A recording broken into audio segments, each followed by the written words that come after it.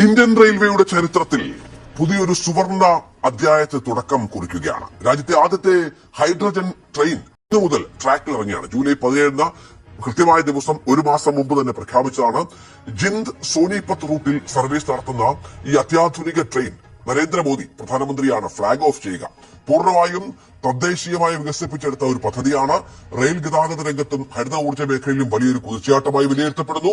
പതിവ് ഫോസിൽ ഇന്ധനങ്ങൾ പൂർണ്ണമായും ഒഴിവാക്കി പരിസ്ഥിതിക്ക് ഒട്ടും കോട്ടം തട്ടാത്ത രീതിയിലാണ് ഈ ട്രെയിൻ രൂപകൽപ്പന ചെയ്തിരിക്കുന്നത്.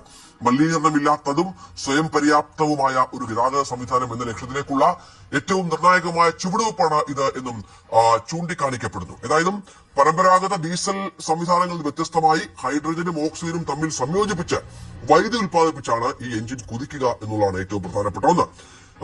ഇതിന്റെ ഭാഗമായി പുറന്തള്ളപ്പെടുന്നത് കേവലം വെള്ളവും താപവും മാത്രമാണ്. അതുകൊണ്ട് പരിസ്ഥിതി മലിനീകരണം എന്നുള്ളത് ഏറ്റവും ഇല്ലാതാകുന്ന ഒരു പശ്ചാത്തലമാണ് പ്രധാനപ്പെട്ടത്. നമുക്കറിയാം 1853 രാജ്യത്തിന്റെ റെയിൽവേ ചരിത്രം ആരംഭിക്കുന്നത്. അന്ന് ആദ്യത്തെ പാസഞ്ചർ ട്രെയിൻ നീരാവി എഞ്ചിൻ ഉപയോഗിച്ചാണ് ഓടിയത്. 173 വർഷം ചരിത്രമുണ്ട് നമ്മുടെ ദേശീയ ഗതാഗത സംവിധാനത്തിന്. ഈ സമയത്താണ് വലിയൊരു മാറ്റം നീരാവിയിൽ ഡീസലിലേക്കും ഡീസലിന് ഇലക്ട്രിക്കലിലേക്കും ഇപ്പോൾ ഹൈഡ്രജൻ അധിഷ്ഠിത സാങ്കേതിക വിദ്യയിലേക്കും മറ്റും എത്തി നിൽക്കുന്നത് എന്നത് പ്രധാനമാണ്.